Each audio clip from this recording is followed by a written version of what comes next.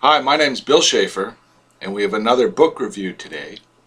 And today's book is The Conquest of Peru by William Prescott. A classic work of historical writing. This was the third book that Prescott wrote. His first book, Ferdinand and Isabella, took 10 years to write, but it was a bestseller. And when he finished it, he went on to write The Conquest of Mexico. When he had just started writing that book, he heard of Washington Irving, the famous writer, who had just published Columbus, and that was a popular book. He asked Washington Irving if he wanted to do Cortes and said he would stop. But Washington Irving said, "No, you can go ahead and write the story of Cortes and the Conquest of Mexico." It took Prescott 3 years to write The Conquest of Mexico, and it too was a bestseller. After that, he sat down to write The Conquest of Peru. After a number of years of research, he wrote the book in a single year. He claimed it was a very difficult book, but clearly he was in his element and he was a fully accomplished author at this time. Now, Prescott came from a military tradition, and his ancestor fought with the Puritans under Oliver Cromwell in the British Civil War. And then when Cromwell was finally defeated, the Prescotts migrated to colonial America. After the Revolutionary War, the Prescotts became successful, and William Prescott's father was a successful attorney. He had upper-class private schooling and was expected to become an attorney also. But when he was 18, a prank in public school damaged his eye. Someone threw a wad of paper at him, hit him in his left eye, and blinded him.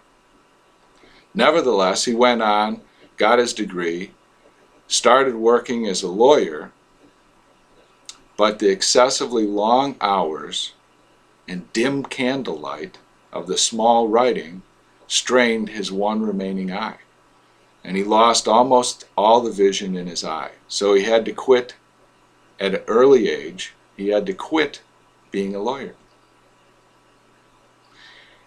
At this point, William Prescott set out to become a historian.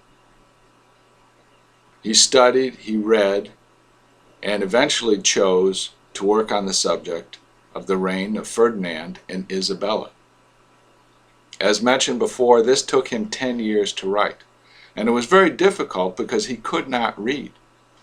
And he wrote everything out longhand. He employed the services of a secretary, and he would have the secretary read him historical documents. And because he was nearly blind, he had a fantastic memory, and he could write in his mind an entire chapter. And frequently he would go out walking, or if he was writing about a battle scene, he would go out riding. And while he was walking or riding his horse, he would write in his mind the chapter he was working on. And then he would come back and he would narrate it to his secretary. It was very slow and tedious work, and this is how he completed all his writing for his entire life. And when you consider the scholarly literary genius of his writing, the fact that he was so hampered in doing it is an even greater wonder and a greater inspiration to us all. When The Conquest of Peru was published, it was considered his best work, although Prescott was not as pleased with it as The Conquest of Mexico. I personally like the story of the Conquest of Mexico a little better. it's more romantic in a literary sense. Cortes was luckier, he was younger, he was more dashing, and a more likable fellow. Unlike Cortes, Francisco Pizarro was an old man by the time he commenced the conquest of Peru. The book begins with a description of Incan society at the time of the conquest. And this occupies a considerable amount of the beginning of the book and is interesting from an archaeological and sociological standpoint. And we read it with wonder, imagining what it would be like to live in one of those cities, in that culture. And it seems pleasantly idealized, like it would be a very nice life. And through the reading of the book, we're a little bit sad at the life and the history that was swept away. But nevertheless, that is the course of history, and that is the course of human events through history. The next part of the book, the author talks about Francisco Pizarro. Francisco Pizarro was born in Trujillo in Spain in 1471. He was illegitimate, and his father was a colonel in the infantry. It is uncertain about his early life, and there's conflicting rumors of him being abandoned by one or both parents. In any event, he was neglected in his upbringing because he never learned to read, and he was illiterate his entire life. We first hear of Pizarro in the New World in 1510. Later, he joined Balboa on his famous and ill-fated march to the Pacific, and Pizarro was one of the few first Europeans to see the Pacific Ocean. In 1522, Pizarro was in Panama. He just returned from an ill-fated expedition, and he ran into Diego de Almagro. Now at this time, rumors had been coming up from the south of a mysterious city of gold, or a kingdom of gold. But no one of the Spanish explorers had explored down the coastline. They also met up with Hernando de Luque, who was an ecclesiastic, a priest. And the three of them established a pact together. And this pact was they would combine their resources and explore the lands to the south. And they did just that. And they set off on their first exploratory mission. They only got so far. When they ran out of resources, they ran out of materials, and they had to camp out in an island and send Diego de Almagro back for more resources, more supplies, and more men. But they knew enough that they knew there was civilization and an affluent land of people down south. So after a long time camping out on this island, about a year and a half, and Pizarro was by himself with a few men on a cold and rainy island with hardly any provisions. Finally, Diego de Almagro came back with another ship and more men. But they still didn't have a very large party. So they set off down the coast. And when they came to the first town, they came in peace as traders. And they continued down the coast as kind of like entertainers, carnival people, traders, giving out trinkets and having banquets and feasts with the local people. In this way, Pizarro was able to reconnoiter the countryside, get familiar with the towns and the townspeople, and also bring a few inhabitants back with him to start to learn Spanish. So after an extended tour of the north part of the kingdom of the Incas, he returned to Panama. At this point, Pizarro returned to Spain to get permission from the Spanish king to conquer Peru, or the kingdom of the Incas. But just by chance, Pizarro was in the Spanish court at the same time that Cortes returned from the New World. Now at this time, Cortes was at the end of his career and Pizarro was at the beginning. But we know they met and we know they had conversation because it was Cortes who invested most heavily in Pizarro's expedition. Pizarro was having trouble finding money and raising money to get an army and ships to meet the provisions of the letter that the king gave him.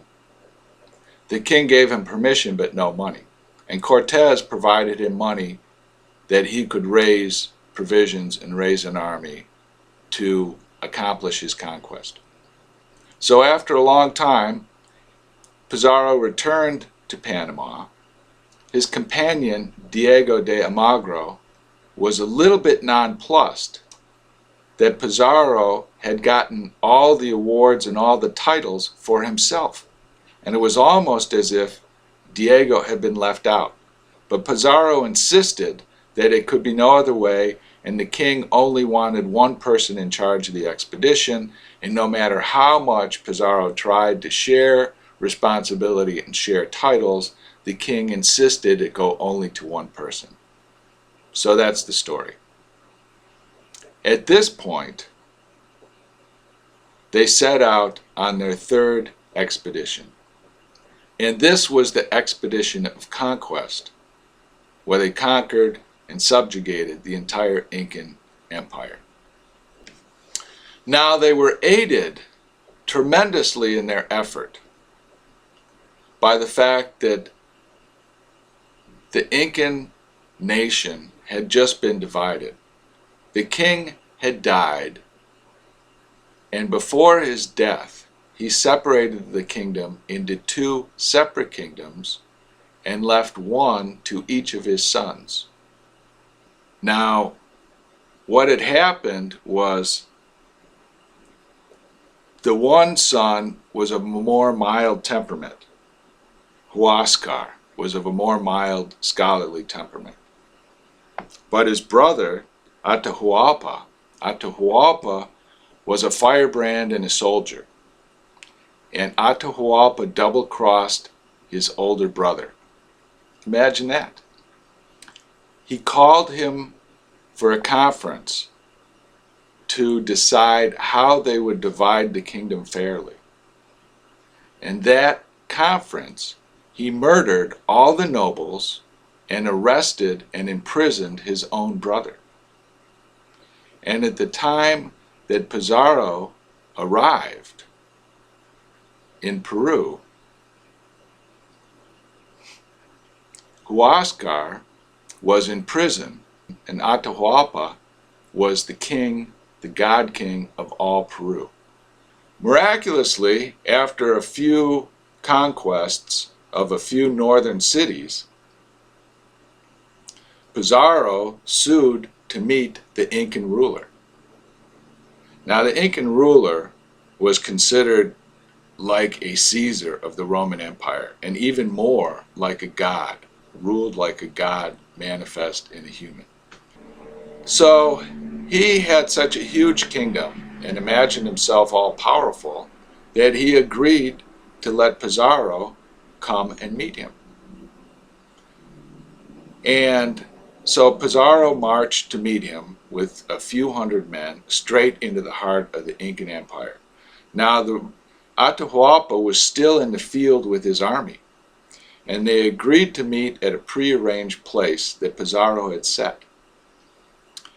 And Atahuallpa and his 200 nobles came to this dinner, this banquet, and at a prearranged signal, all the gates were closed, and they were all murdered by the Spanish. because they were unarmed, and the Spanish rode them down with horses. And they captured and imprisoned and held hostage Atahuallpa, who just previously was the imperial ruler of the entire Incan Empire. Well, this was pretty much it, and Pizarro played his cards by knowing how Cortes had conquered the Aztec Empire. The details were different, and the people were different, but the result was the same. One notable story from this time is to try and purchase his ransom from captivity. Atahuallpa pledged to fill a room up to a line on the wall with gold. And Pizarro said he would also have to fill 2 other rooms with silver. And miraculously, over a few months, the word went out to the kingdom, and the rooms were filled with silver and gold. And then after that happened, it was mostly melted down, divided among the soldiers, shipped to Spain, and then Atahuallpa was murdered. There was another Incan noble that Pizarro put on the throne, and he was crowned. But this man died within a few months. And then there was numerous civil wars and revolutions. And he built his capital at Lima. These are just the sketchiest details of the conquest of Peru.